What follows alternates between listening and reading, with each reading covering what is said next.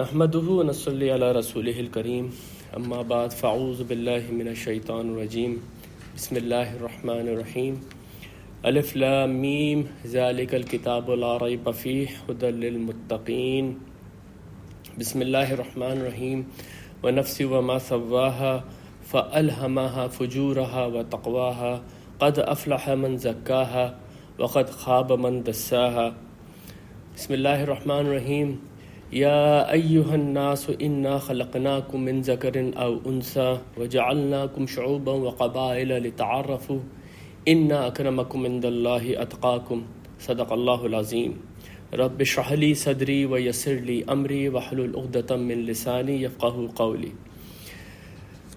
ہمارا آج کا جو درس ہے یہ تقویٰ کے موضوع پہ ہی ہے۔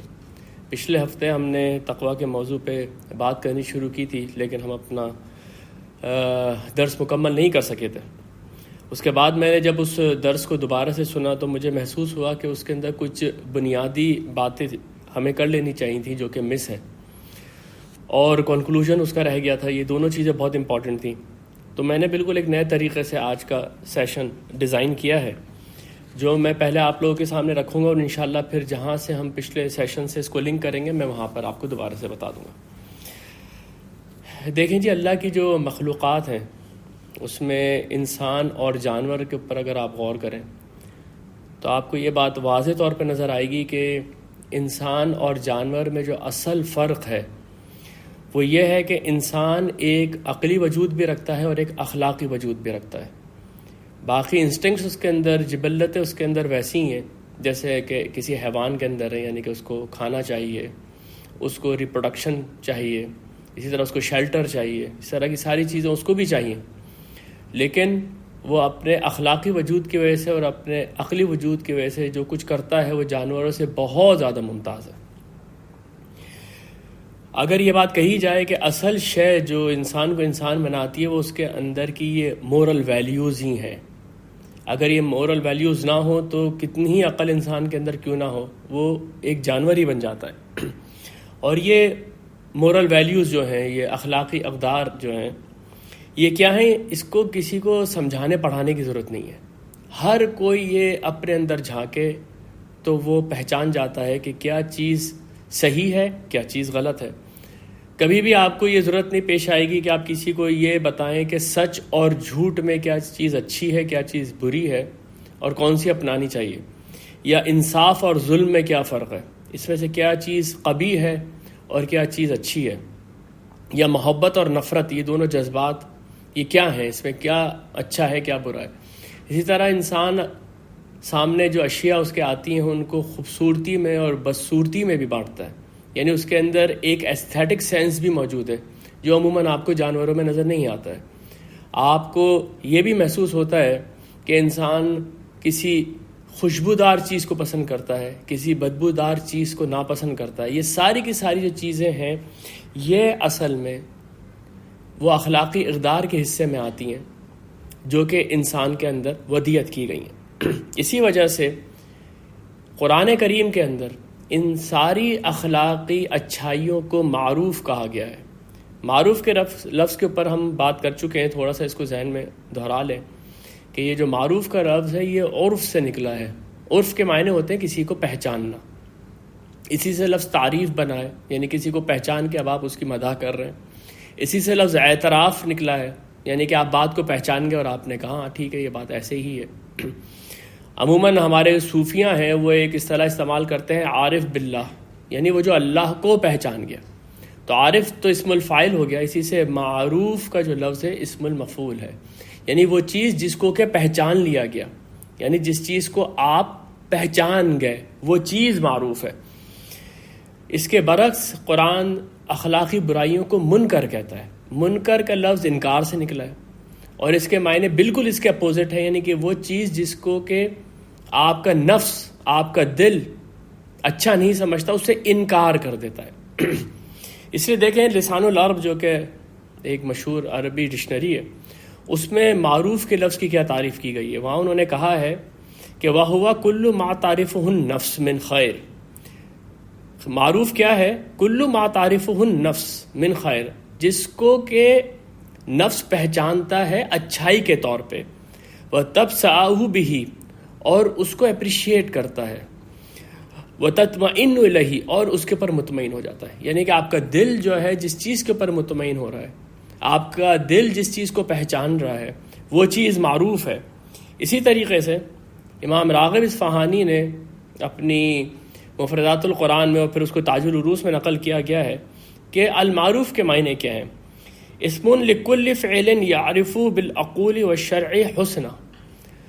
وہ کہتے ہیں کوئی بھی ایسا کام جو کہ اچھا اس وجہ سے ہے کہ آپ کی عقل کہہ رہی ہے کہ اچھا ہے، یا قانون کہہ رہا ہے کہ وہ اچھا ہے. والمنکر ما ینکر بہما، اور منکر وہ چیز ہے کہ آپ کی عقل اور قانون دونوں اس کو برا کہیں. یہاں پر یہ جو لفظ قانون لے کر آئے ہیں، اس کو انشاءاللہ تعالی ہم تھوڑا سا آگے چل کے واضح کریں گے جب یہ معروف کا لفظ دستور کے لیے یوز ہوگا، یہ معروف کا لفظ قانون کے لیے یوز ہوگا. یعنی آپ اس کو یہ سمجھ لیجئے کہ ایک اچھائی ہے جس کو پورے معاشرے نے ایکسیپٹ کر لیا کہ ہاں یہ اچھائی ہے، اور اس کے پر پھر انہوں نے قانون بھی بنا دیا. اب وہ قانون بھی دستور کی حیثیت سے قرآن میں معروف کہلایا ہے، اس لیے یہاں پر انہوں نے یہ معروف کا لفظ استعمال کیا. یہاں پر میں آپ کو ایک بڑی خوبصورت حدیث سنانا چاہتا ہوں. یہ اس حدیث کے جو راوی ہیں حضرت واصبہ بن معبد ہیں. وہ نبی صلی اللہ علیہ وسلم سے روایت کرتے ہیں کہ وہ نبی صلی اللہ علیہ وسلم کے پاس آئے ہوں گے اور انہوں نے نبی صلی اللہ علیہ وسلم سے کچھ سوالات کیے. تو نبی صلی اللہ علیہ وسلم کہہ رہے ہیں، یا واصبہ جئت تسأل عن البر والاسم. اے واصبہ، کیا تم میرے پاس اس لیے آئے ہو کہ تم مجھ سے اچھائی کی اور گناہ کی حقیقت جاننا چاہتے ہو؟ قلت نعم، میں نے کہا یا رسول اللہ ہاں میں اس لیے آیا ہوں. قال، آپ صلی اللہ علیہ وسلم نے فرمایا، فجمع اصابعہ فضرب صدرہ وقال، آپ نے اپنی مٹھیوں کو جمع کیا اور ان کے سینے پہ مار کے کہا، استفتی نفسک، اپنے نفس سے فتویٰ لو، استفتی قلبک، اپنے دل سے فتویٰ لو، سلاسن، یا آپ نے 3 دفعہ کہا. البر مطمئنت الیہ النفس، اچھائی وہ ہے جس سے تمہارا نفس مطمئن ہو جائے. وطمئن الیہ القلب، جس سے کہ تمہارا دل مطمئن ہو جائے. والاسم ما حاک فی النفس تردد فی الصدر، اور برائی وہ ہے جس سے تمہارے دل میں کھٹکا پیدا ہو. وَإِنْ أَفْتَاكَ النَّاسِ، چاہے لوگ اس کے حق میں کتنا ہی فتویٰ دے دیں. یہ ایگزیکٹلی وہی چیز ہے جو کہ آپ سمجھیں کہ ہم نے لفظ معروف کے اندر تعریف، اس کی جو ہم نے ابھی معروف کی تعریف کی ہے، اس کی جو ڈیفینیشن کی ہے، یہ بالکل وہی ہے جو نبی صلی اللہ علیہ وسلم نے بتا دیا کہ تمہارے دل کے اندر اچھائی اور برائی کی تمیز موجود ہے. مجھ سے کیا پوچھتے ہو تم، اپنے آپ سے پوچھو. اور یہ 3 دفعہ ان سے کہا، ان کے سینے پہ ہاتھ مار کے کہ اس کے اندر جھانک کے دیکھو.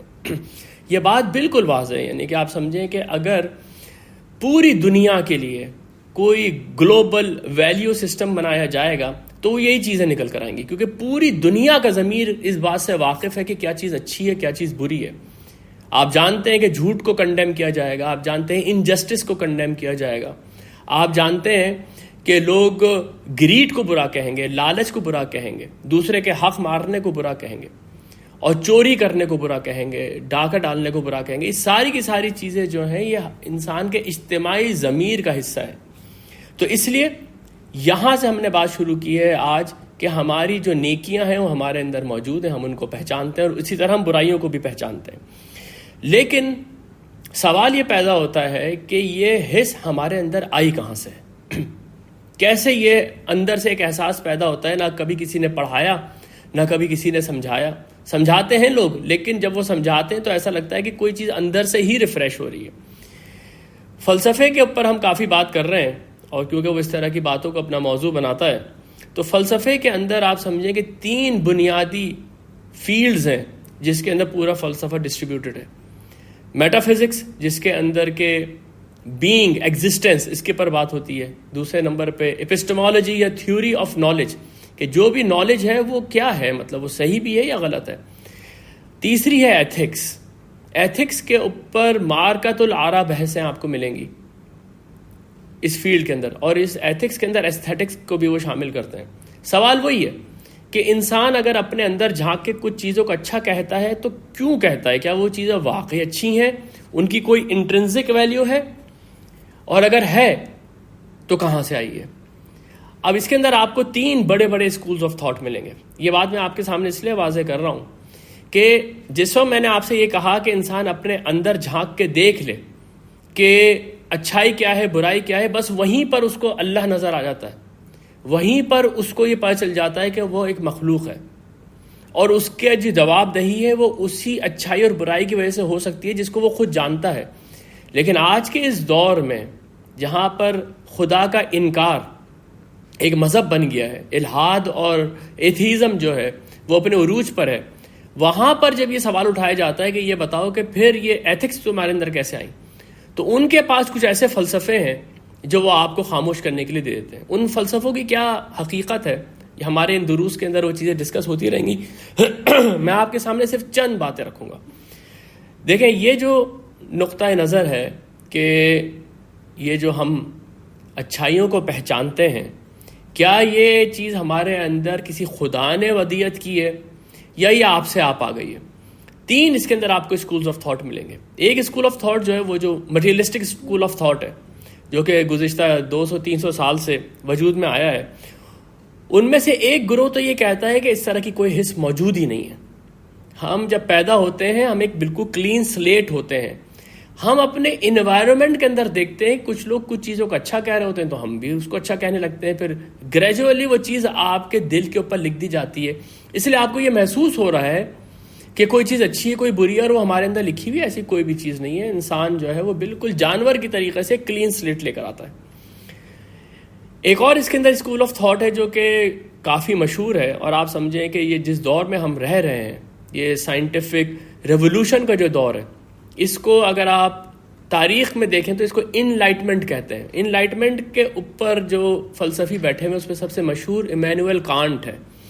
ایمینوئل کانٹ نے یہ کہا ہے کہ یہ جو موریلٹی ہے ہماری، یہ ہمارے اندر ایسے ہے جیسے کہ کوئی بھی فزیکل لا آپ اس دنیا میں دیکھتے ہیں، گریوٹی کا لا آپ دیکھتے ہیں، کاز اینڈ افیکٹ کا قانون آپ دیکھتے ہیں، بالکل اسی طریقے سے یہ قانون ہے، اور یہ بالکل اٹل ہے، اور اس قانون کو آپ اپنی عقل سے پہچان سکتے ہیں۔ اور وہاں پر پھر وہ اس شدت پہ چلے گئے ہیں کہ انہوں نے کہا ہے کہ اگر یہ قانون ہے تو کسی بھی صورت میں بھی یہ کمپرومائز نہیں کیا جا سکتا۔ گویا کہ اگر آپ کے سامنے ایک آدمی آیا اور اس کے ہاتھ میں بندوق ہے اور وہ یہ کہتا ہے مجھے بتاؤ کہ فلانا کدھر ہے، میں اس کو قتل کر دوں گا، اور آپ کو پتا ہے کہ وہ فلانا کہاں ہے، تو ایمینوئل کانٹ یہ کہتے ہیں کہ آپ اسے جھوٹ نہیں بول سکتے، یہ قانون کی خلاف ورزی ہے۔ آپ بولتے ہیں جہاں پر وہ ہے، اب اگر وہ آدمی قتل ہوگا تو اس کی ذمہ داری اس آدمی کے اوپر ہے جو کہ بندوق لیے اس کے پیچھے گھوم رہا تھا۔ اگر آپ نے جھوٹ بولا اور بعد میں وہ قتل کر دیا گیا تو اب آپ کے اوپر بھی ذمہ داری آئے گی۔ یعنی اتنا ریجڈ آپ سمجھیں کہ یہ قانون ایمینوئل کانٹ نے بنایا۔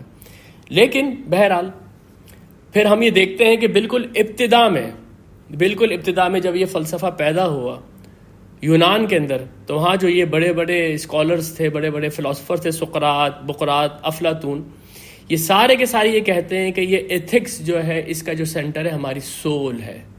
ہماری سول کچھ چیزوں کو پہچانتی ہے، جس کی وجہ سے انہوں نے اس سول کے پری ایگزسٹنس کا بھی تصور دیا ہے، خاص طور پہ سوکریٹس نے۔ اس کے بعد میڈیویل ایجز میں جب کرسچینٹی اور اسلام جو ہے وہ بلند ہوئے تھے اور پھر ان کے ہاں فلسفہ پڑھا گیا اور سمجھایا گیا، تو سارے مسلمان جو فلسفی ہیں، فارابی ہو، کندی ہو، یا ابن سینا ہو، یا پھر مشہور فلسفی جو کرسچینٹی کے اندر پیدا ہوئے، تھامس ایکوائنس ہے یا سینٹ اگسٹین ہے، ان سب نے یہ کہا ہے کہ یہ مورل لا آپ کی فطرت کا حصہ ہے، یہ آپ کی فطرت کا حصہ ہے، یہ خدا نے آپ کے اندر ڈالا ہوا ہے، اسی لیے آپ اس کی وجہ سے چیزوں کو اچھا یا برا کہتے ہیں۔ یہ ساری باتیں میں نے تفصیل سے آپ کے سامنے اس لیے رکھی ہیں تاکہ کبھی آپ کا انکاؤنٹر کسی ایسے صاحب سے ہو جو خدا کے منکر ہے، اور اس کے اوپر یہ سوال سامنے آ جائے کہ ٹھیک ہے پھر آپ یہ بتائیں ایتھکس کی بیسس کیا ہے، پھر آپ یہ بتائیں کہ مورالٹی کی بیسس کیا ہے، تو جو بھی چیز وہ آپ کو بتائیں گے وہ ان دو میں سے کوئی ایک ہوگی۔ یہ جو میں نے آپ کے سامنے ایک مٹیریلسٹک اسکول آف تھاٹ رکھا، اور دوسرے نمبر پہ میں نے آپ کے سامنے جو ایمینوئل کانٹ کی مورالٹی کی تھیوری رکھی ہے، یہ ان دو میں سے کوئی ایک بات کہیں گے، اور ان دونوں کے اندر جو کمیاں ہیں وہ بالکل ازہر من الشمس ہیں۔ اس کے اوپر ہم کبھی اور تفصیل سے بات کر لیں گے، لیکن آج کیونکہ ہمارا یہ موضوع نہیں ہے تو میں اس کے اوپر بلڈ کر کے آگے چلنا چاہتا ہوں۔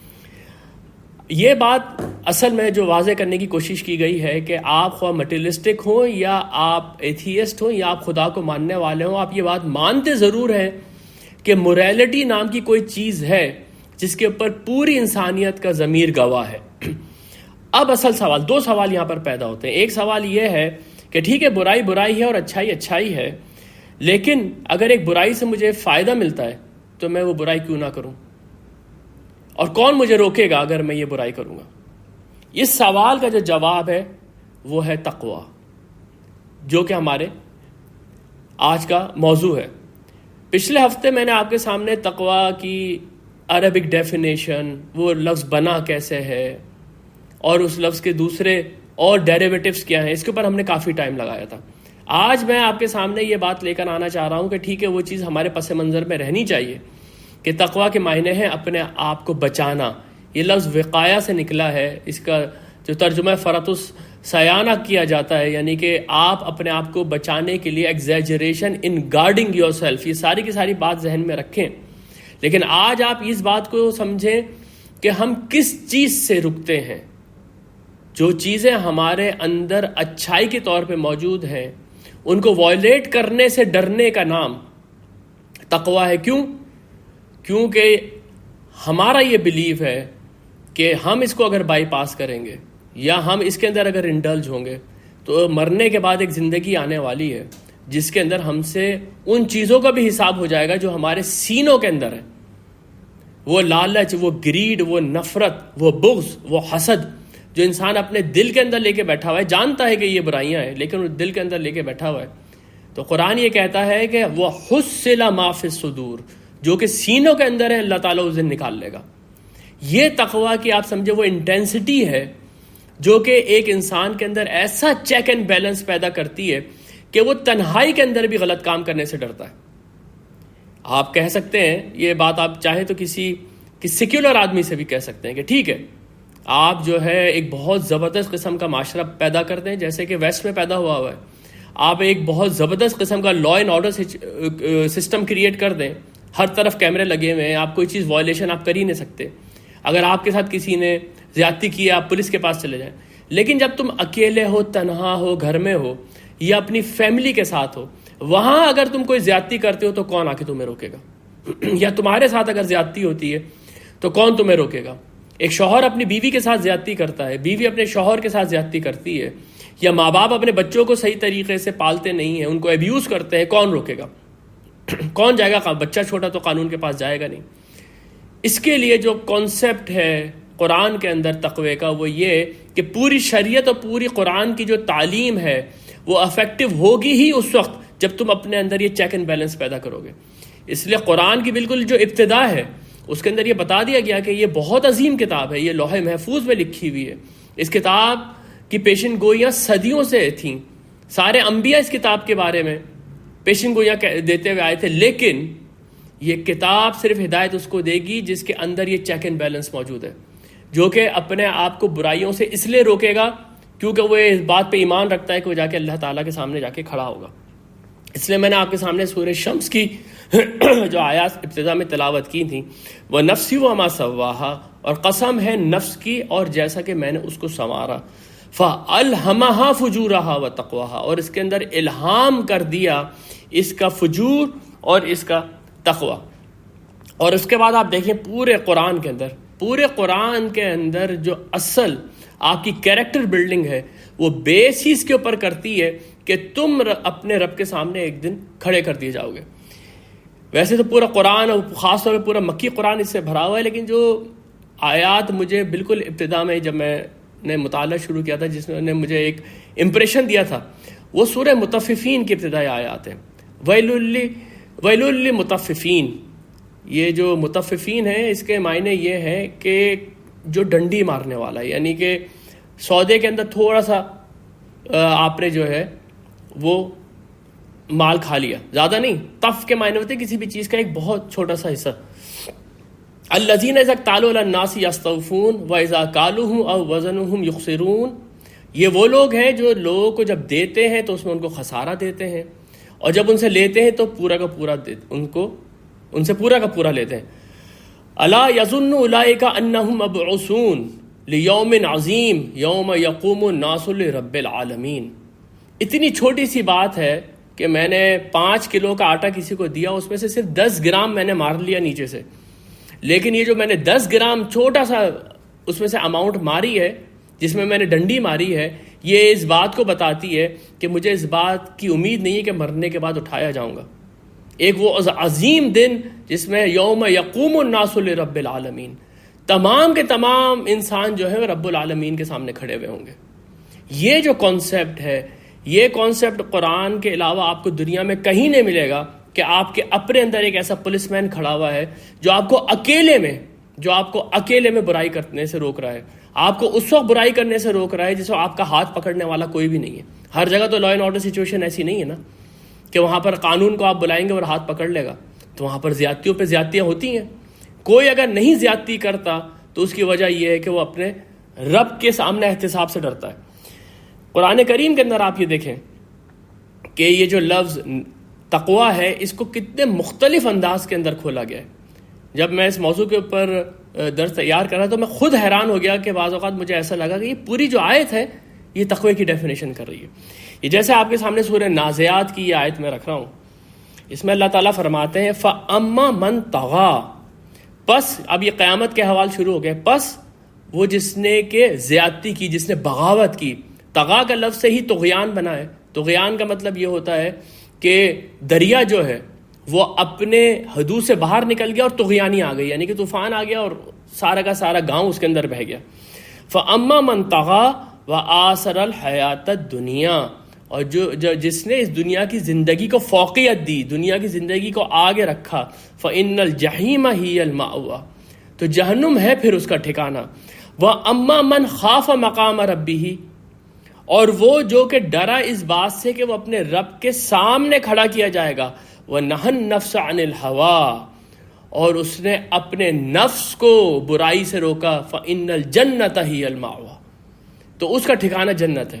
یہ جو آیت آپ یہ ذرا یہ جو میں نے آپ کے سامنے 4 یا 5 آیتیں پڑھی ہیں، یہ تقوی کی کلاسک ڈیفینیشن ہے. خاص طور پہ یہ جو آیت پیچھے آپ کے سامنے میں نے پڑھی ہے فَأَلْهَمَهَا فُجُورَهَا وَتَقْوَاهَا، فجور کے لیے یہاں پر فَأَمَّا مَن طَغَىٰ، وہ جو کہ بغاوت میں اتر آیا. اور فجر کے معنی ہم نے کیا پڑھے تھے؟ فجر کے معنی پھٹ جانا، جو کہ اپنے حدود سے باہر نکل گیا.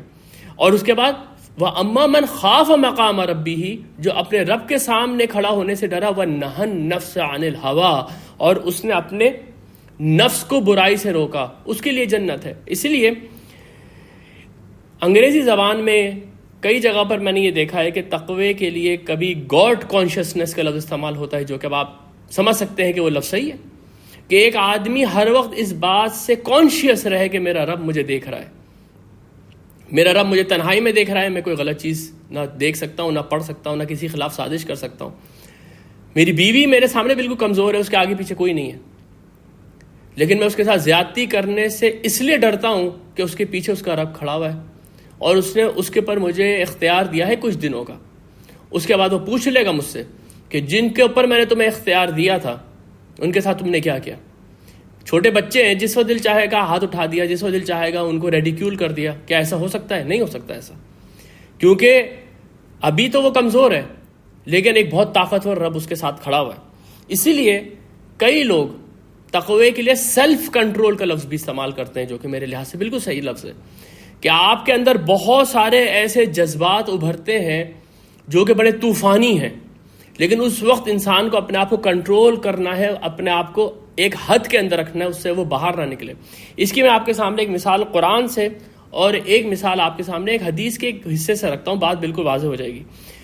آپ نے عموماً دیکھا ہوگا کہ کچھ لوگ کہتے ہیں کہ جی اگر ہمیں غصہ آ گیا تو بس پھر ہم اپنے قابو میں ہی نہیں رہتے، اور اس کے بعد کئی دفعہ غصے کے اظہار کرنے کے بعد پشیمانی ہوتی ہے. کئی ایسے واقعات جو ہے وہ میرے علم میں آئے کہ غصے میں طلاق دے دی بیوی کو، اور اس کے بعد پورا گھر جو ہے وہ سر پکڑ کے رو رہا ہے. یہ غصہ اپنے حد سے باہر نکل رہا ہے. دیکھیں آپ اس کو قرآن کیسے ایڈریس کرتا ہے. سورہ آل عمران کی آیت ہے وَسَارِعُوا إِلَىٰ مَغْفِرَةٍ مِّن رَبِّكُمْ، اور تم لوگ محنت کرو، تم لوگ ایک دوسرے سے آگے نکلنے کی کوشش کرو اپنے رب کی مغفرت کی طرف. وَجَنَّةٍ عَرْضُهَا السَّمَاوَاتُ وَالْأَرْضُ، اور اس جنت کی طرف لپکو جس کا عرض آسمانوں اور زمین جتنا ہے، اتنی بڑی وہ جنت ہے. اعدت للمتقین، یہ صرف متقیوں کے لیے تیار کی گئی ہے. متقی کون ہے؟ الذین ينفقون فی السراء والضراء، یہ وہ لوگ ہیں جو ہر حال میں خرچ کرتے ہیں، خواہ چھپے ہوئے ہوں، چھپ کے خرچ کریں، یا ان کو خود ان کے پاس پیسوں کی کمی ہو۔ والکاظمین الغیظ، وہ اپنے غصے کو پی جاتے ہیں، والعافین عن الناس، اور لوگوں کو معاف کر دیتے ہیں، واللہ یحب المحسنین، اللہ تعالیٰ ایسے احسان کرنے والے لوگوں کو بہت پسند کرتا ہے۔ یعنی متقیوں کی نشانیوں میں سے ایک سب سے بڑی نشانی یہ ہے کہ وہ اپنے غصے کو کنٹرول کر لیتا ہے۔ قرآن نے اس کو موضوع بنایا ہے، قرآن نے اس کو موضوع ایک جگہ پہ نہیں بنایا ہے، قرآن نے اس کو موضوع دو جگہ پہ بنایا ہے۔ آپ دیکھیں سورہ شورا کی آیت جو میں آپ کے سامنے پڑھنے جا رہا ہوں، اگین میرا امپریشن اس کے اوپر یہ ہے کہ یہ پوری آیت جو ہے یہ تقویٰ کی ڈیفینیشن کر رہی ہے۔ اوپر اپنے غصے کو کنٹرول کرنے کے لیے کہا گیا کہ یہ متقی کی نشانی ہے، سورہ شورا میں کہا جا رہا ہے جو اپنے غصے کو کنٹرول کرتا ہے وہ ایمان کی نشانی ہے۔ تو اس لیے آپ دیکھیں فما اوتیتم من شیء فمتاع الحیات الدنیا، اور اس دنیا کے اندر جو ہم نے تمہیں دیا ہوا ہے سامان، یہ سب متاع ہے، تھوڑا سا برتنے کی چیزیں ہیں۔ وما عند اللہ خیر وابقی، اور اللہ کے پاس جو ہے وہ بہتر ہے اور وہ باقی رہنے والا ہے۔ اس دنیا میں جو چیزیں ہیں ساری فانی ہے، اللہ کے پاس جو ہے سب باقی رہنے والا ہے۔ للذین آمنوا علی ربہم یتوکلون، یہ ان لوگوں کے لیے جو اپنے رب کے اوپر ایمان لے کر آتے ہیں اور اسی کے اوپر بھروسہ کرتے ہیں۔ اب ان لوگوں کی نشانیاں کیا ہیں؟ والذین یجتنبون کبائر الاثم والفواحش، یہ وہ لوگ ہیں جو بڑے بڑے گناہوں سے اور بڑے بڑے فحش کاموں سے اپنے آپ کو بچاتے ہیں۔ یجتنبون، اس لفظ کے اندر ہی تقویٰ کی ڈیفینیشن چھپی ہوئی ہے، بچاتے ہیں اپنے آپ کو بڑے بڑے گناہوں سے اور فحش کاموں سے۔ وَإِذَا مَا غَضِبُوا، اور جب ان کو غصہ آتا ہے، ہم یغفرون، وہ درگزر کر دیتے ہیں، وہ لوگوں کو معاف کر دیتے ہیں۔ یہ ایک مثال ہے صرف، جس میں کہ کس طریقے سے گاڈ کانشیسنس اور سیلف کنٹرول، یہ دونوں چیزیں آپ دیکھ رہے ہیں کہ اللہ تعالیٰ بیان فرما رہا ہے۔ اس کے مقابلے میں آپ دیکھیں، اس کے مقابلے میں ایک حدیث ہے بخاری کی جس میں منافق کی نشانیاں بتائی گئی ہیں، ہپوکریٹ کی نشانیاں بتائی گئی ہیں، 4 نشانیاں اس کی بتائی گئی ہیں۔ یہ حدیث انشاءاللہ تعالی منافقت کے موضوع کے اوپر جب ہم بات کریں گے میں وہاں لے کر آؤں گا۔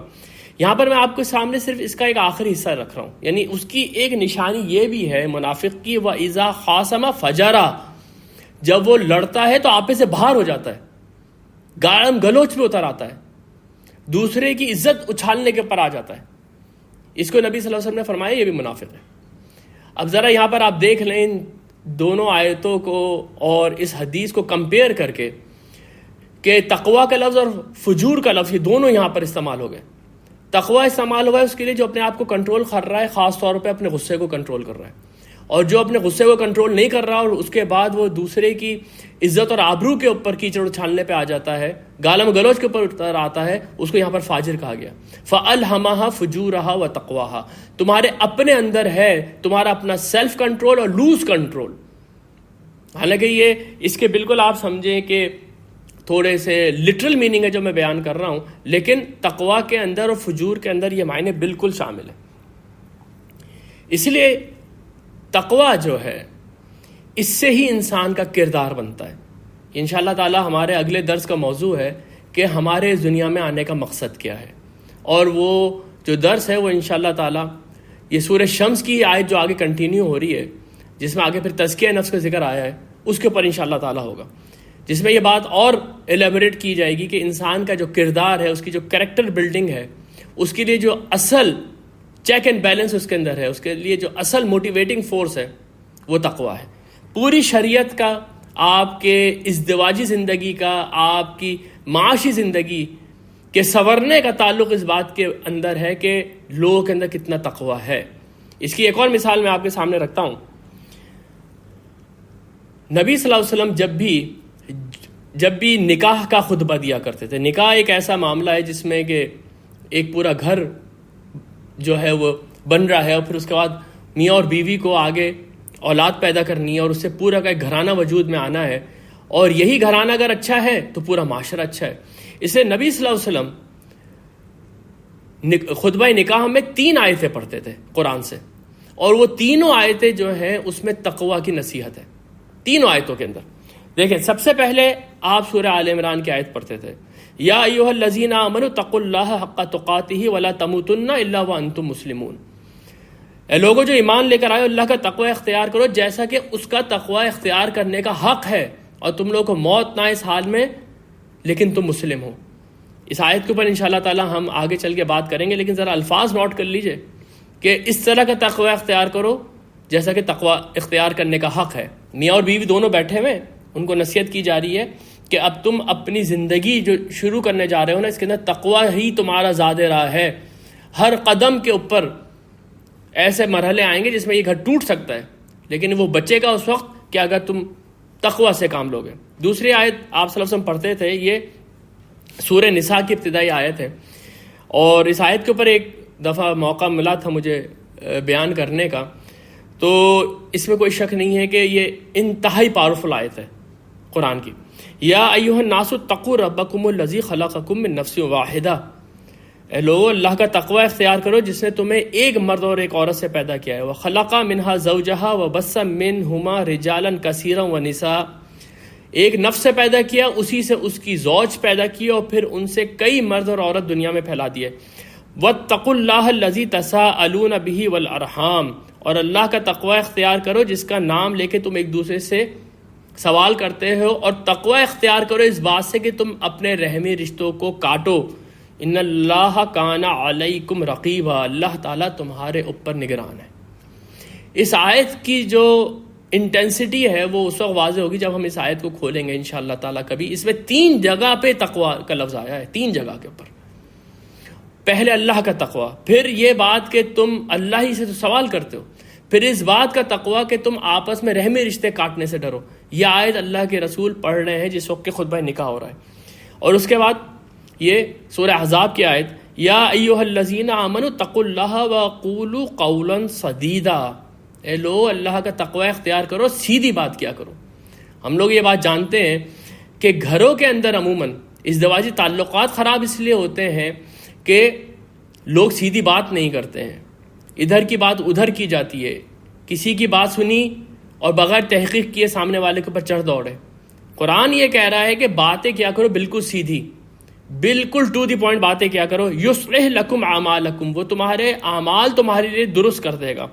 ویغفر لکم ذنوبکم، اور تمہارے گناہوں کو درگزر کرے گا۔ ومن یطع اللہ ورسولہ فقد فاز فوزا عظیما، اور جو اطاعت کرتا ہے اللہ کی اور اس کے رسول کی وہ تو بہت بڑی کامیابی حاصل کرتا ہے۔ اب آپ یہ دیکھیے کہ یہ 3 آیتیں اور ایک اور حدیث ہے جو ہم پہلے بھی پڑھ چکے ہیں، آج بھی انشاءاللہ تعالیٰ وہ حدیث میں آپ کو تھوڑی سی سناؤں گا۔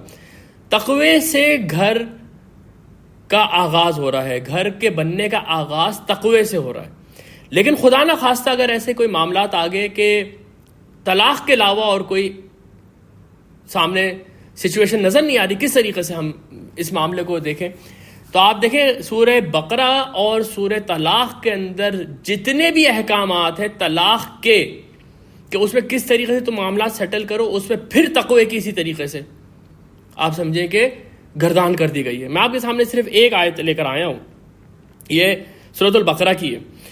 وَإِذَا طَلَّقْتُمُ النِّسَاءَ فَبَلَغْنَ أَجَلَهُنَّ فَأَمْسِكُوهُنَّ بِمَعْرُوفٍ أَوْ سَرِّحْهُنَّ بِمَعْرُوفٍ، یہ لوگ عورتوں کو طلاق دیتے تھے پھر رجوع کر لیا کرتے تھے، پھر طلاق دیتے تھے پھر رجوع کر لیا کرتے تھے، نہ اس کو جانے دیتے تھے نہ اس کو اپنے پاس رکھتے تھے، یہ ظلم عورتوں پہ وہ کرتے تھے۔ تو قرآن یہ کہہ رہا ہے اب تم نے اگر طلاق دے دی ہے تو یا تو اس کو معروف طریقے سے روک لو، یعنی کہ اس کے ساتھ اچھے برتاؤ کے ساتھ اس کو روک لو، یا پھر اس کو صحیح طریقے سے جانے دو۔ وَلَا تُمْسِكُوهُنَّ ضِرَارًا لِتَعْتَدُوا، اور تم اس کو اس لیے نہیں روکو کہ تم اس کے اوپر ظلم کرو گے اور حد سے بڑھ جاؤ گے۔ وَمَن يَفْعَلْ ذَلِكَ فَقَدْ ظَلَمَ نَفْسَهُ، جس نے یہ کیا اس نے اپنے نفس پہ ظلم کیا، یعنی کہ اب اللہ کا جو قانون ہے وہ حرکت میں آئے گا اور اس کو اس کی سزا ملے گی۔ وَلَا تَتَّخِذُوا آیَاتِ اللَّهِ هُزُوًا، اللہ کی آیات کو مذاق نہیں بنا لو تم۔ اندازہ لگائیں آپ ذرا کہ یہاں پر کس طریقے سے بیان کیا جا رہا ہے کہ اپنے معاملات کے اندر تقوی اختیار کرو، معاملات اپنے سیدھے رکھو۔ وَاذْكُرُوا نِعْمَتَ اللَّهِ عَلَيْكُمْ وَمَا أَنزَلَ عَلَيْكُمْ مِنَ الْكِتَابِ وَالْحِكْمَةِ، اور دیکھو اس نعمت کو ریئلائز کرو کہ تمہارے اوپر اللہ نے قانون اور حکمت نازل کی، آج تمہیں یہ بتا رہا ہے کہ ان معاملات کو سیٹل کرنے کا طریقہ کیا ہے۔ یعظکم بہ، دیکھو اللہ تعالیٰ پھر تمہیں نصیحت کرتا ہے، واتقوا اللہ، اللہ کا تقوی اختیار کرو، وَاعْلَمُوا أَنَّ اللَّهَ بِكُلِّ شَيْءٍ عَلِيمٌ، اور اس بات کو جان لو اللہ تعالیٰ ہر چیز کو جانتا ہے. یعنی کہ تم نے اگر زیادتی کر کے عورت کو روکا یا تم نے اس کے ساتھ ظلم کیا تو ابھی تو تم نے اللہ کی آیات کو مذاق بنا لیا ہے. اللہ ہر چیز کو جانتا ہے, وہ تم سے حساب پھر لے لے گا. تو اس لیے پہلا سوال یہ کہ مجھے کون روکے گا؟ برائی کو میں جانتا ہوں برائی ہے, اچھائی کو میں جانتا ہوں میں کہ وہ اچھی بات ہے, لیکن اگر میں اس کو نہ مانوں, میں برائی کے اوپر تل جاؤں تو کون مجھے روکے گا؟ اس کا جواب ہے تقوی روکے گا تمہیں. اسی لیے جو قرآن میں الفاظ ہیں وہ یہ نہیں ہے کہ ہم نے تمہارے اندر تمہارے نیکیاں الہام کر دی ہیں, وہ تو ہمارے اندر ہیں, لیکن اصل چیز جو الہام کی گئی ہے وہ چیز ہے تقوی. اب یہاں پر میں آپ کے سامنے ایک دوسرا سوال رکھتا ہوں, وہ یہ ہے کہ اچھائی کیا ہر حال میں اچھائی رہے گی؟ کیا برائی ہر حال میں برائی رہے گی؟ جو میں نے آپ کے سامنے ایمینوئل کانٹ کا ایک ابھی یہ بہت مشہور اس کا پیراڈاکس ہے کہ ایک قاتل کھڑا ہوا ہے اور کہہ رہا ہے کہ مجھے بتاؤ فلانا آدمی کہاں ہے, تو وہ کہتا ہے آپ اس وقت بھی جھوٹ نہیں بول سکتے. تو کیا واقعی ایسا ہی ہے کہ یہ ایک ایسا انبریکیبل لا ہے کہ آپ اس سے کمپرومائز ہی نہیں کر سکتے؟ قرآن آپ سے کیا کہتا ہے؟ قرآن آپ سے یہ کہتا ہے کہ کئی ایسے معاملات آئیں گے جس کے اندر جس چیز کو تم برا سمجھتے ہو وہ اچھی ہو جائے گی. جیسے اگر کسی نے کسی کو قتل کر دیا ہے تو قصاص میں اس کو قتل کرنا یہ بالکل شریعت کا حکم ہے. وَلَكُمْ فِي الْقِصَاصِ حَيَاتٌ يَا أُولِي الْأَلْبَابِ لَعَلَّكُمْ تَتَّقُونَ. قتل کرنا بری بات ہے, لیکن شریعت آپ کو یہ بتا رہی ہے کہ ایک ایسا مرحلہ آتا ہے جب یہ قتل کرنا بہت ضروری ہو جاتا ہے, اور یہ اللہ کی آیات ہے کہ تم اس طرح سے اس کو قتل کر دو, نہیں تو اس معاشرے کے اندر جنگل کا قانون ہو جائے گا. جنگ کرنا, آپ جانتے ہیں کہ بہت سارے مذاہب ایسے ہیں جو جنگ سے اتنی نفرت کرتے ہیں اور وہ پیسفل رہنا چاہتے ہیں کہ اگر ان کے اوپر بھی حملہ ہو جائے, جیسے بدھ مت کا میں نے آپ کے سامنے ذکر کیا ہے, جینزم کا میں نے آپ کے سامنے ذکر کیا ہے, اور اصل جو عیسائیت ہے اس میں بھی تعلیم یہی کہ کوئی تمہیں ایک تھپڑ مارے تم دوسرا گال آگے کر دو. تو کیا ہر حال میں ایسا ہی ہے؟ کیا کبھی ایسا نہیں ہے کہ ظلم اور زیادتی روکنے کے لیے آپ کو جنگ کرنی پڑ جائے؟ کیا کبھی ایسا نہیں ہے کہ کسی کو بچانے کے لیے آپ کو جھوٹ بولنا پڑ جائے؟ قرآن کے اندر تو یہ الفاظ موجود ہیں کہ اگر تمہارے اوپر ظلم ہو رہا ہے اس وجہ سے کہ تم اللہ کے اوپر ایمان لے کر آئے ہو تو تم بول دو, کفر کا کلمہ بول دو, لیکن اگر تمہارا دل مطمئن ہے تو اللہ تمہیں معاف کر دے گا, یعنی تم اپنی جان بچا لو. اور اسی طریقے سے یہ جنگ کے موقع کے اوپر یہ میں آپ کے سامنے 2 آیتیں لے کر آیا ہوں, یہ سورۃ البقرہ کی ہیں. جس وقت کے مسلمانوں کو جنگ کی اجازت دی گئی ہے, آپ جانتے ہیں کہ ابتدا میں مکہ میں تو جنگ کی اجازت نہیں تھی, کتنا ہی ظلم ہو رہا تھا, کہا گیا تھا کہ صبر کرو, اس کے اوپر صبر کرو. جنگ کی اجازت ملی اس وقت جب کہ مسلمان مدینہ میں پہنچے. اب آپ دیکھیں جنگ کے لیے کچھ احکامات آ رہے ہیں. وَقَاتِلُوا فِي سَبِيلِ اللَّهِ الَّذِينَ يُقَاتِلُونَكُمْ, جنگ کرو ان لوگوں سے جو کہ تم سے جنگ کرتے ہیں. وَلَا تَعْتَدُوا, لیکن حد سے مت بڑھنا. اندازہ لگائیے ذرا آپ, وہ لوگ کسی حدود کی پابندی نہیں کر رہے, وہ تو ہر حال میں روک رہے ہیں مومنوں کو کہ ان کو حج بھی نہیں کرنے دیں گے, ان کو عمرہ بھی نہیں کرنے دیں گے, ان کی فیملی کو بھی پیچھے روک لیا اور ان کے مال اور اسباب بھی غصب کر لیے. لیکن مسلمانوں کو اجازت نہیں ہے یہ. ان سے کہا جا رہا ہے کہ جتنا وہ زیادتی کریں بس تم اتنی ہی کرو, اس سے آگے نہ پڑھو. وَلَا تَعْتَدُوا إِنَّ اللَّهَ لَا يُحِبُّ الْمُعْتَدِينَ, اللہ تعالیٰ حد سے بڑھنے والوں کو پسند نہیں کرتا. یعنی کہ جنگ میں جو سامنے ہے بس اس سے جنگ کرو. اگر وہ جنگ نہیں کر رہا, سامنے جو کافر ہے وہ تم سے لڑنا نہیں چاہتا, تم بھی اس سے نہیں لڑو گے. وہ تو ایسا نہیں سوچ رہے تھے. انہوں نے تو حضرت بلال کے اوپر جو ظلم کیے یا جو انہوں نے حضرت سمیہ کو جس طرح سے شہید کیا, وہاں کوئی بھی حد نہیں تھی, لیکن ان کو حدود کے اندر رہنا ہے. یہ جو تعلیم ہے قرآن کی, اگر آپ اس کو کمپیئر کریں کسی دوسرے مذہب کی کتاب سے یا کسی اور فلسفی سے, آپ کو آسمان اور زمین کا فرق نظر آئے گا. جتنی فطری یہ تعلیم ہے پوری دنیا میں آپ کو یہ تعلیم ایسی نہیں ملے گی. سورہ مائدہ کی دیکھیں یہ آیت, وَلَا يَجْرِمَنَّكُمْ شَنَآنُ قَوْمٍ أَن صَدُّوكُمْ عَنِ الْمَسْجِدِ الْحَرَامِ, کسی قوم کی دشمنی تمہیں اس بات پہ نہ ابھار دے کہ انہوں نے تمہیں مسجد حرام سے روکا, ان تعتدوا, کہ تم اپنی حد سے تجاوز کر جاؤ. وَتَعَاوَنُوا عَلَى الْبِرِّ وَالتَّقْوَى وَلَا تَعَاوَنُوا عَلَى الْإِثْمِ وَالْعُدْوَانِ, تقوی کی ڈیفینیشن آ گئی. دشمنی بھی ہے اگر کسی قوم سے، اور کس بات پہ دشمنی ہے کہ انہوں نے تمہیں مسجد حرام سے روکا تھا، تم حد سے باہر نہیں نکل سکتے، یہ تقویٰ ہے۔ تقویٰ کی باتوں میں ایک دوسرے سے تعاون کرو، اور نہیں تعاون کرو اسم اور عدوان کی باتوں میں۔ واتقوا اللہ، اللہ کا تقویٰ اختیار کرو، ان اللہ شدید العقاب، اللہ تعالیٰ سزا دینے میں بھی بہت سخت ہے۔ یہ وہ چند بنیادی تمہیدی باتیں تھیں جو میں چاہ رہا تھا کہ آپ کے سامنے رکھوں کہ ٹھیک ہے تقویٰ کے معنی کیا ہیں، اس کی نحوی ترکیب کیا ہے، اس کے روٹ ورڈ کیا ہے، لیکن اصل چیز تو یہ ہے کہ یہ کس چیز کو ایڈریس کر رہا ہے، یہ کانسیپٹ کس چیز کو ایڈریس کر رہا ہے۔ کسی بھی شخص کے اندر، کسی بھی انسان کے اندر فزیکلی اپنے آپ کو نقصان سے بچانے کا داعیہ تو بالکل واضح ہے، بالکل واضح ہے کہ اگر کہیں پر گن شاٹ ہوگا وہ ایک دم سے بھاگے گا اپنے آپ کو بچانے کے لیے۔ یہ اللہ نے انسان میں بھی رکھا ہے، جانور میں بھی رکھا ہے۔ لیکن اخلاقی برائیوں سے بچنا، وہ برائیاں جو کہ تمہارے کردار کے اوپر اثر انداز ہوتی ہیں، ان سے بچنے کا نام تقویٰ ہے، اور یہ قرآن کو سمجھنے کی اولین ہدایت ہے۔ اب میں آپ کے سامنے صرف چند باتیں اور رکھ کے انشاءاللہ تعالیٰ آج کا سیشن کنکلوڈ کروں گا کہ قرآن جہاں پر تقویٰ کے اوپر دار و مدار رکھتا ہے پوری شریعت کا، جہاں پر وہ دار و مدار رکھتا ہے پورے کے پورے معاشرے کو بلڈ کرنے کا، وہاں پر وہ بڑی تفصیل کے ساتھ یہ بتاتا ہے کہ جو متقی ہے اس کی نشانیاں کیا ہیں، اور یہ سب سے اہم موضوع ہے۔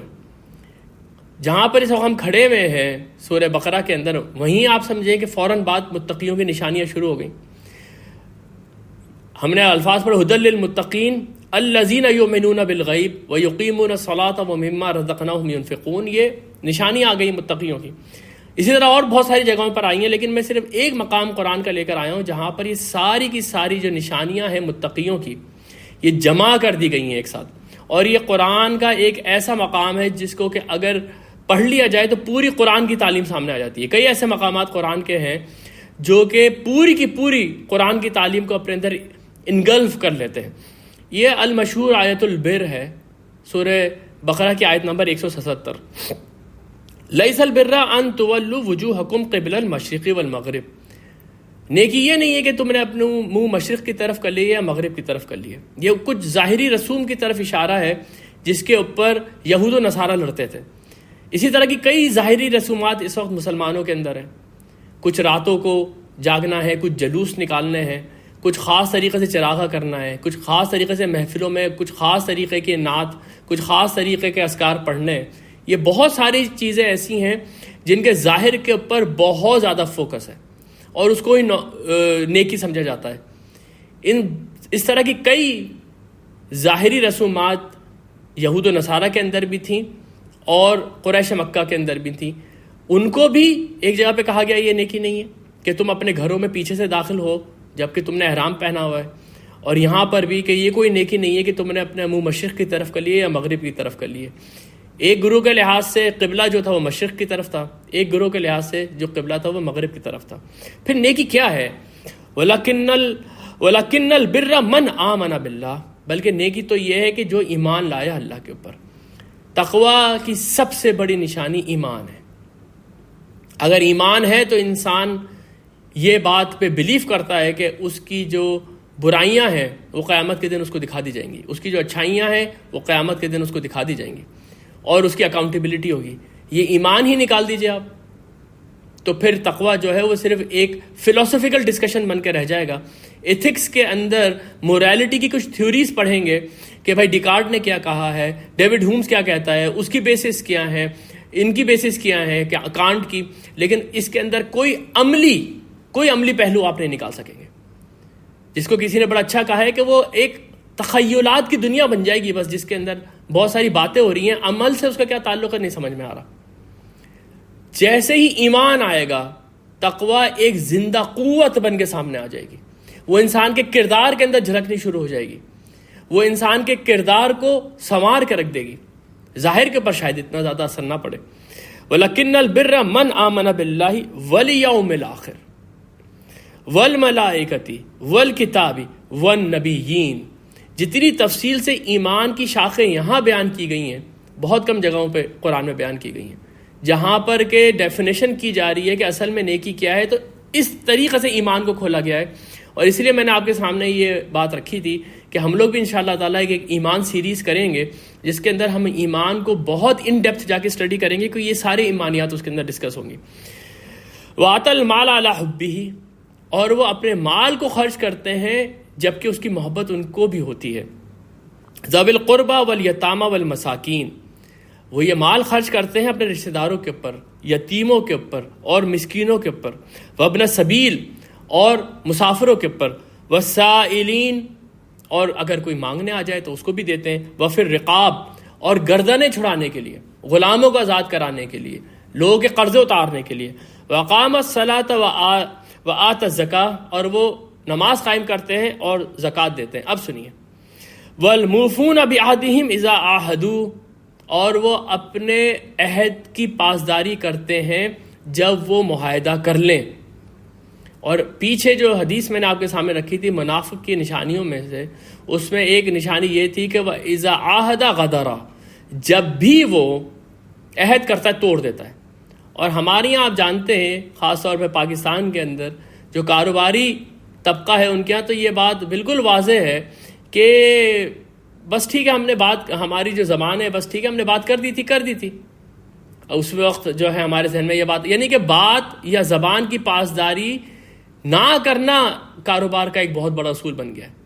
بات یہاں پر یہ کہی جا رہی ہے کہ جب انہوں نے عہد باندھ لیا، اور نبی صلی اللہ علیہ وسلم کی جو کردار کی سب سے بڑی آپ سمجھیں کہ مثال دیا جاتی تھی اس وقت، وہ یہی تھی کہ آپ امانتوں کی پاسداری کیا کرتے، اور اگر آپ کوئی عہد کر لیا کرتے تھے اس کو پورا کیا کرتے تھے۔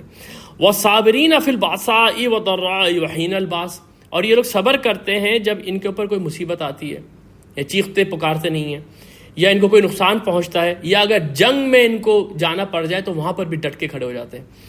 اس آیت سے آپ کو لفظ صبر کے معنی تھوڑے سے پتہ چلے ہوں گے، لیکن انشاءاللہ تعالیٰ آگے چل کے ہم اس کو بھی موضوع بنائیں گے۔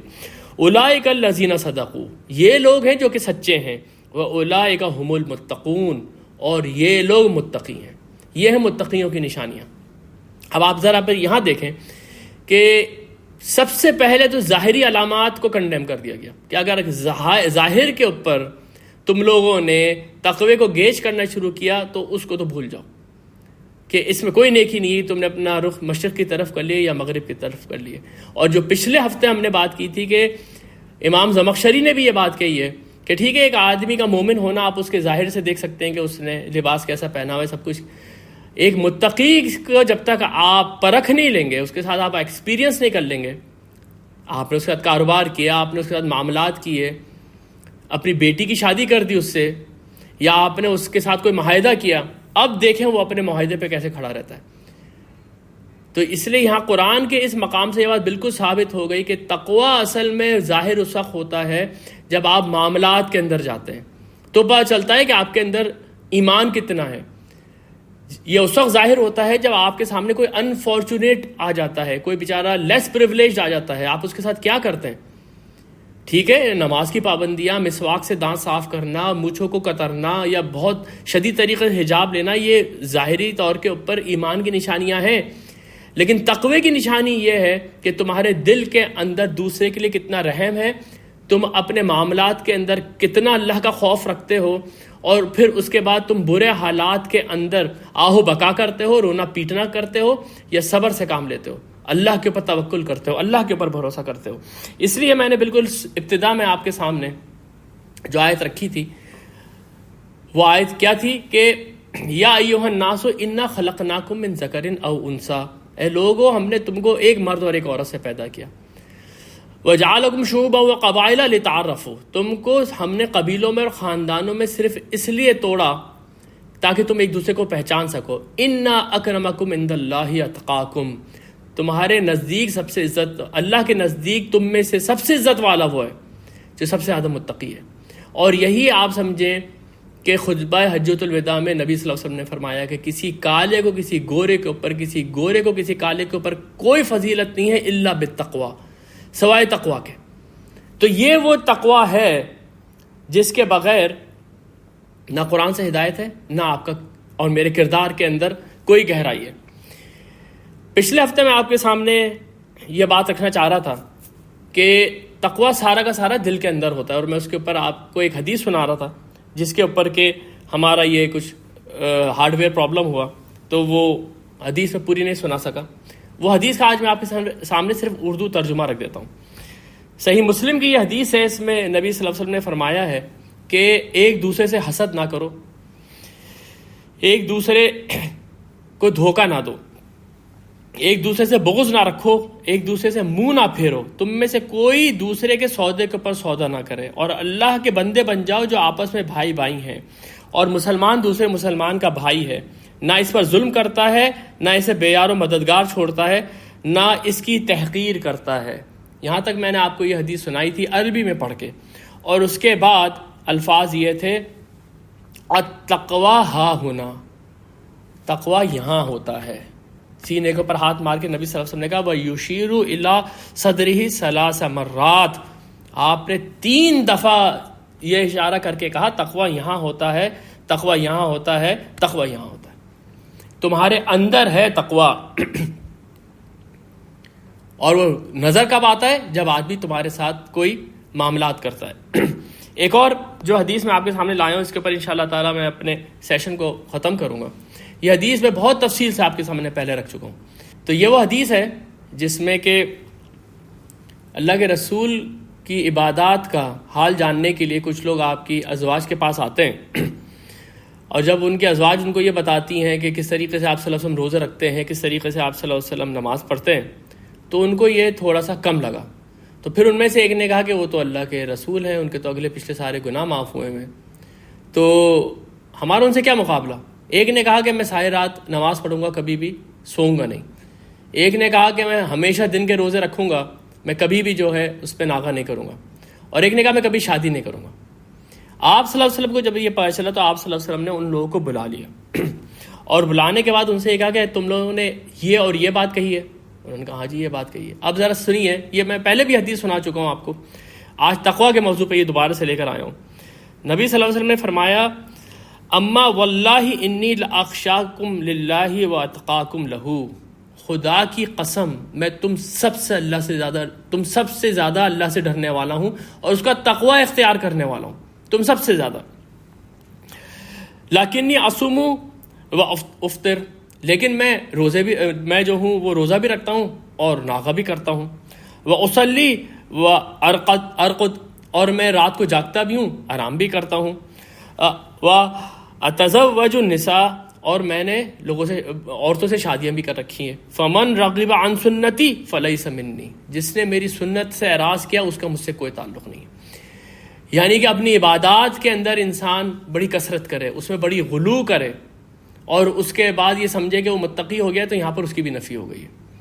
اعتدال کے اندر انسان رہے عبادات کے معاملے میں, لیکن معاملات کے اندر بالکل سیدھا رہے, اور معاملات کے اندر وہ یہ سمجھے کہ اگر 1 روپیہ بھی ادھر سے ادھر ہو گیا یا کسی کے ساتھ میں نے زبان درازی کر دی تو اللہ تعالیٰ کیا مجھے اس کا حساب دینا پڑ جائے گا.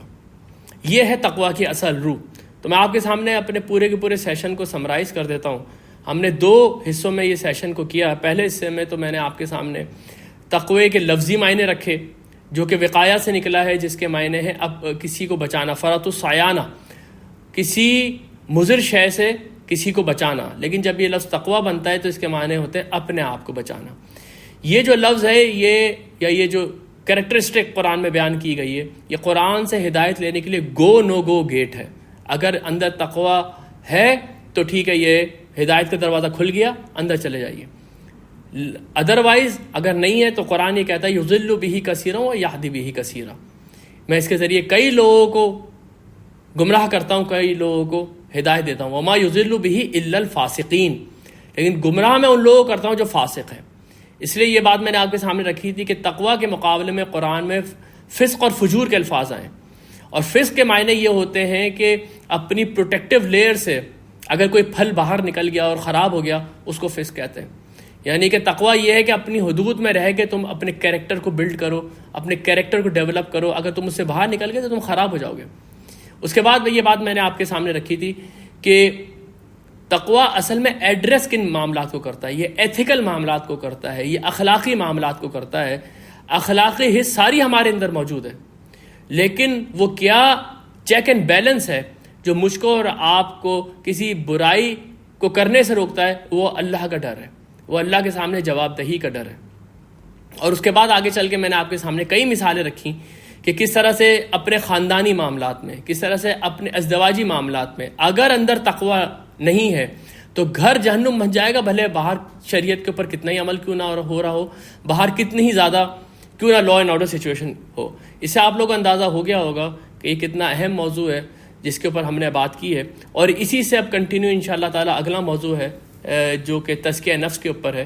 اگلے ہفتے ہم اس کے اوپر بات کریں گے، اور اس کے بعد پھر انشاءاللہ ہم اپنی ایمان سیریز شروع کریں گے۔ بارک اللہ لی و لکم فی القرآن العظیم و نفعنی و ایاکم بالآیات و ذکر الحکیم۔